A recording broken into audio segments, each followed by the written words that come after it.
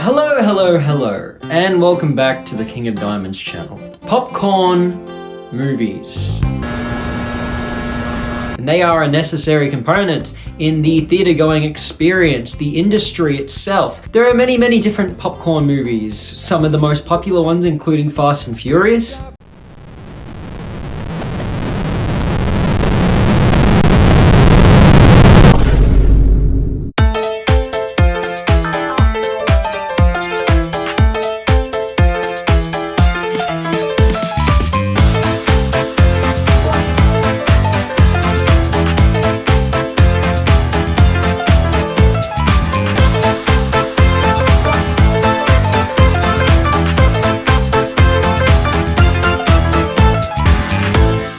but today I saw a non-action related popcorn film. I saw a light comedy feel-good movie, Good Fortune, starring Seth Rogen, Keanu Reeves, Aziz Ansari, and Keke Palmer.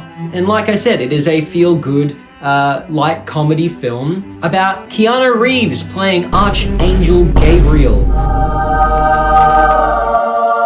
Basically, the plot of the movie is that Archangel Gabriel is a lower-ranking angel who is tasked with saving people who are texting and driving from car crashes. He decides that he wants a little bit more in his life and wants to do more good things to help people to find lost souls and bring them into new life. And he chooses to do this and sort of experimentally on Aziz Ansari's character, a poor man who has a pretty upsetting, depressing life and wants more meaning and fun and enjoyment in his life. So Gabriel switches him with a rich man played by Seth Rogen. He switches them around so that they have each other's lives. Now the rich man has to experience the poor man's life, and the poor man gets to experience the rich man's life. Got him.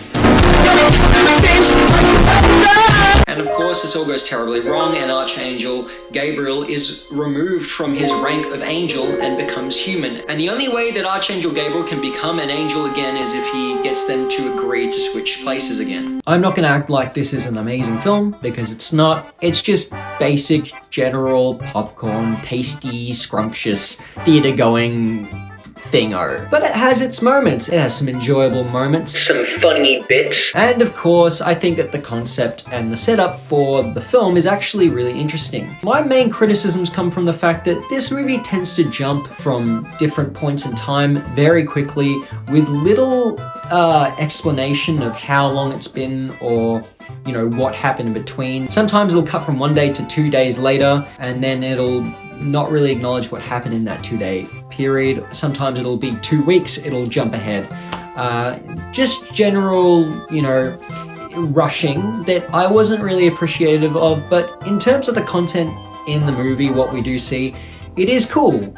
But I do think most of the stuff that we see could have just taken place over the course of a few days, and they wouldn't really have needed to skip weeks and weeks of time ahead. Though I understand that certain plot aspects wouldn't make sense if they didn't skip ahead of time, so I do get the argument against what I'm saying. The performances in this movie are generally good. They're decent jobs. I mean, Keanu Reeves is really, he's Keanu Reeves in the movie. He's not really doing anything new with his persona, and I know that Keanu Reeves is a very likable, lovable man. He's a great guy. Everyone loves Keanu. I love Keanu. But I think we can all acknowledge he's not like the best actor or anything like that, but he does have that charm that you need for a character like this, like I said, that he's playing, and I think he was a good casting choice, but I wouldn't go in expecting anything new. You're just gonna watch Keanu Reeves. As for Seth Rogen and Aziz Ansari, they generally play their typical Seth Rogen, Aziz Ansari characters. They're comedians, so they're going to play up their more comedic role, but I will say that we do get a bit more from Aziz because he's playing a more sympathetic character, and you sort of grow to like him even though he's doing these bad things that he probably shouldn't be doing, but you still sympathize with him because you understand why is he doing this stuff, and you have an emotional connection to him to an extent. Funnily enough, this is actually the first movie I've gone to the theaters and watched by myself. I've always brought people along with me to the movies, except today.